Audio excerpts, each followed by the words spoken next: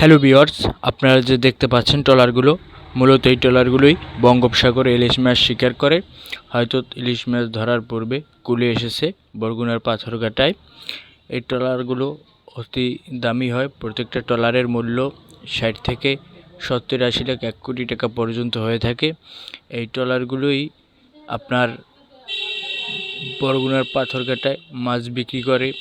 তারপর প্রতিটি ট্রলারে 17 থেকে 18 জন মাঝি মাল্লা প্রয়োজন হয় একটি ট্রলার চালাতে, এবং প্রায় বাজার লাগে প্রায় 2 লাখ টাকার। তার ভিতরে আছে বরফ, তেল, তারপর মুদি সামগ্রিক বিভিন্ন আইটেম আছে। ব্যয়বহুল একটি ট্রলার ব্যবসা বরগুনার পাথরঘাটায় ভালোই জমে উঠেছে এই ট্রলার। কিন্তু বঙ্গোপসাগরে মাছ কম থাকায় ট্রলারদের যারা চালক মাঝি মাল্লা তাদের মুখে নেই আনন্দের ছাপ। কারণ এই সময়টায় বঙ্গোপসাগরে ইলিশ মাছ কম থাকে, তার কারণে বেশিরভাগ ট্রলার কুলে বাঁধা থাকে। কিছুদিন পরে হয়তো আবার বঙ্গোপসাগরে তারা মাছ শিকারের জন্য বের হতে যাবে।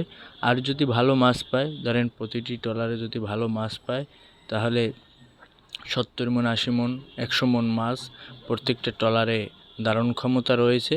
কিন্তু সেরকম মাছ কিন্তু বঙ্গোপসাগরে পড়ে না, যদিও কয়েকটি ট্রলার এরকম বড় বড় খেয়াও দিতে পারে, কোটি টাকা বিক্রি করতে পারে। ইলিশ মাছে কিন্তু আপনার মানুষ দুই কূলে খায়, যেমন নদীতেও খায়, কূলেও খায়।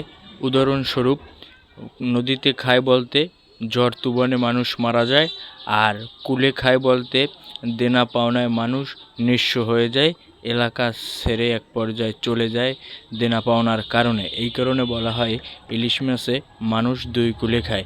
কিন্তু বর্তমান পরিস্থিতিতে বঙ্গোপসাগরে ইলিশ মাছ খুবই কম, এবং তার মধ্য দিয়েই চলছে জেলেদের জীবন।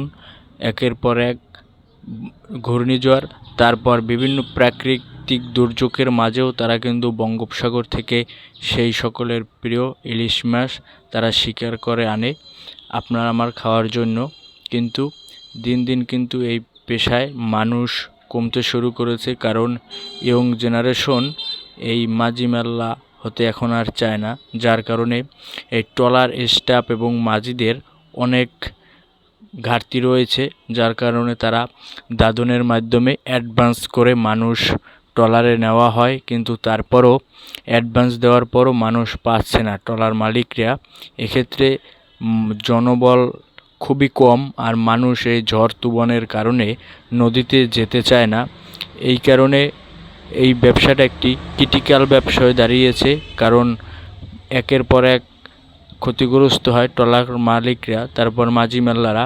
আবার বঙ্গোপসাগরে ইলিশ মাছ কম বেশি নাই, যার কারণে হয়তো এবার দুই একটি বোটে 1,50,60 লাখ টাকা এরকম বিক্রি করতে পারছে।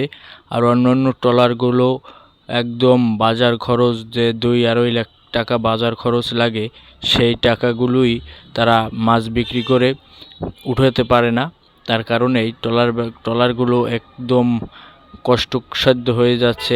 এক মালিকে একদিন একটা কথা বলছে যে, আমার তো ট্রলার আছে কিন্তু সাগরে মাছ নাই, তুমি আমার একটি ট্রলার বাজার ঘাট করে নদীতে পাঠাও, ব্যবসা যা হবে সব তোমার, আমার কিছু লাগবে না, ট্রলারটা স্টাফগুলো অ্যাক্টিভ থাকুক।